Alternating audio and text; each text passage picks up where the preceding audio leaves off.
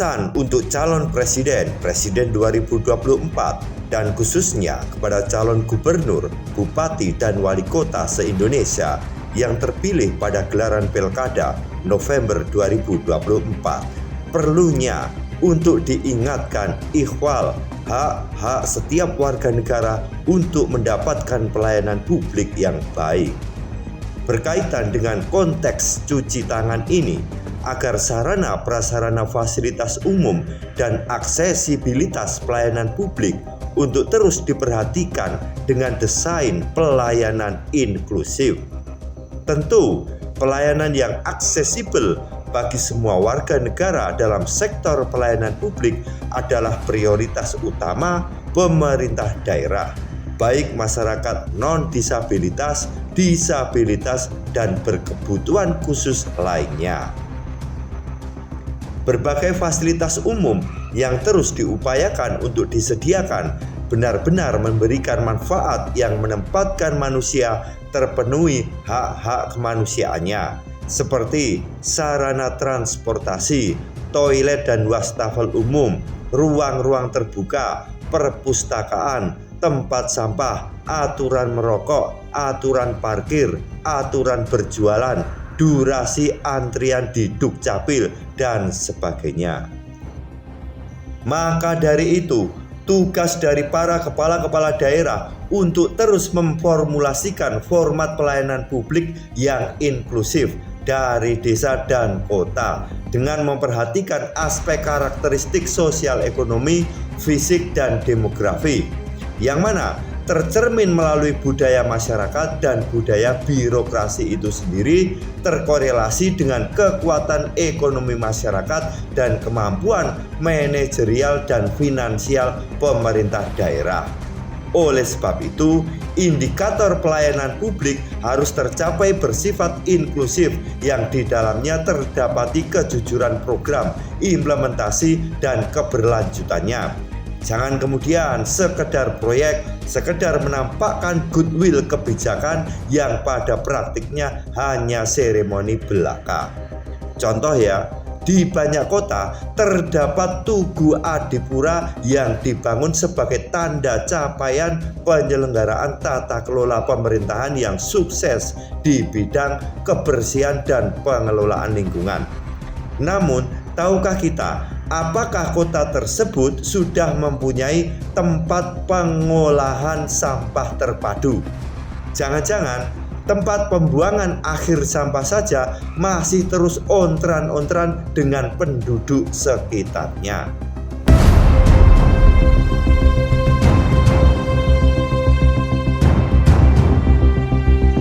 Tahukah Anda orang pertama yang menganjurkan kebiasaan mencuci tangan? Dalam sejarah kedokteran, kebiasaan mencuci tangan diawali pada abad ke-19. Saat itu kaum wanita di Eropa dan Amerika banyak yang meninggal setelah melahirkan. Penyebab kematian mereka ialah bakteri Streptococcus pyogenes. Lalu pada 1843, Oliver Wendell Holmes menganjurkan mencuci tangan sebagai langkah pencegahannya. Dokter ini meyakini bahwa kasus kematian tersebut dipicu oleh perilaku dokter sendiri yang tidak mencuci tangan saat menangani pasiennya. Hal ini pun diamati pada 1850 oleh Dr. Ignaz Semmelweis. Hasil amatannya bahwa tingkat kematian wanita yang melahirkan 3 kali lebih banyak terjadi karena tenaga medis tidak mencuci tangan dahulu sebelum membantu ibu melahirkan. Padahal mereka baru saja menangani pasien lain atau bahkan baru saja mengautopsi mayat. Ia pun menganjurkan para tenaga medis untuk mencuci tangan terlebih dahulu sebelum melakukan tindakan. Tanpa mempertimbangkan anjuran tersebut, seorang dokter bernama Semmelweis dikucilkan oleh rekan sejawatnya. Barangkali saja kebiasaan cuci tangan masih hal yang aneh pada saat itu. Faktor lainnya, ketersediaan air bersih susah didapat. Diperlukan upaya besar untuk memanaskannya. dan air masih dikaitkan dengan penyakit malaria serta demam tifoid yang menjadi penjelasan untuk penolakan dari para dokter. Akhirnya, kalangan medis pun menolak mencuci tangan. Penolakan ini berlanjut dalam seminar di Academy of Medicine di Paris pada 1879 sebab penyebaran penyakit melalui tangan masih diragukan kala itu. Hal ini membuat ilmuwan Louis Pasteur marah. Kalian para dokterlah yang membunuh para wanita yang habis melahirkan tersebut dengan membawa mikroba mematikan dari pasien yang sakit ke wanita yang melahirkan, kata Pasteur. Sekarang, cuci tangan menjadi materi pelajaran di hampir semua sekolah di dunia.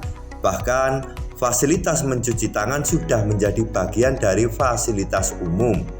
Kapankah kalian harus mencuci tangan?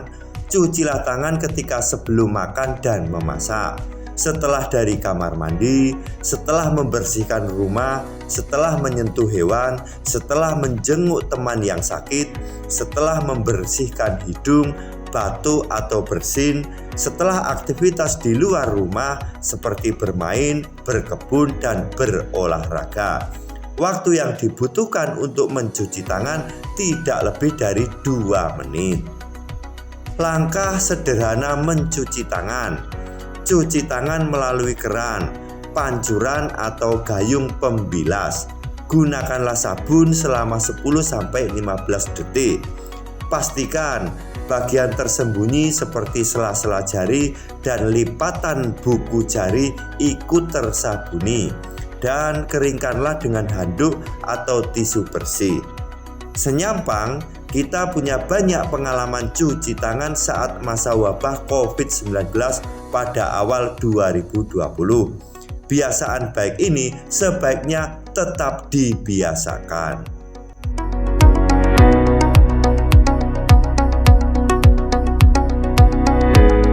Lagi-lagi, pesan untuk calon presiden 2024 dan khususnya kepada calon gubernur, bupati, dan wali kota se-Indonesia yang terpilih pada gelaran Pilkada November 2024. Perlunya untuk diingatkan ihwal hak-hak setiap warga negara untuk mendapatkan pelayanan publik yang baik.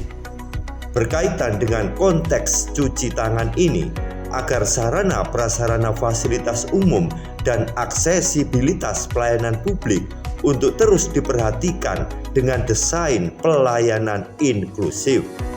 Tentu, pelayanan yang aksesibel bagi semua warga negara dalam sektor pelayanan publik adalah prioritas utama pemerintah daerah, baik masyarakat non-disabilitas, disabilitas, dan berkebutuhan khusus lainnya.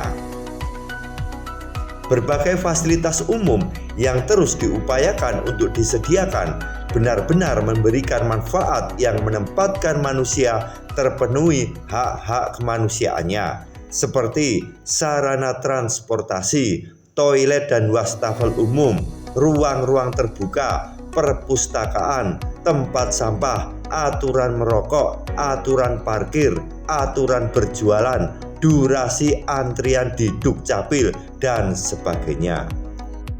Maka dari itu, tugas dari para kepala-kepala daerah untuk terus memformulasikan format pelayanan publik yang inklusif dari desa dan kota dengan memperhatikan aspek karakteristik sosial ekonomi, fisik, dan demografi, yang mana tercermin melalui budaya masyarakat dan budaya birokrasi itu sendiri terkorelasi dengan kekuatan ekonomi masyarakat dan kemampuan manajerial dan finansial pemerintah daerah.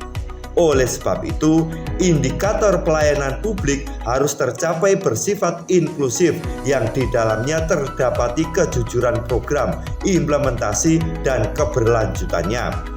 Jangan kemudian sekedar proyek, sekedar menampakkan goodwill kebijakan yang pada praktiknya hanya seremoni belaka.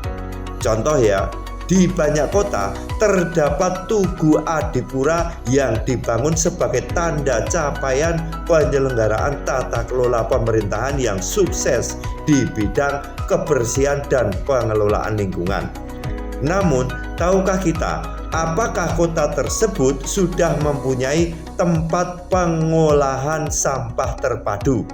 Jangan-jangan tempat pembuangan akhir sampah saja masih terus ontran-ontran dengan penduduk sekitarnya.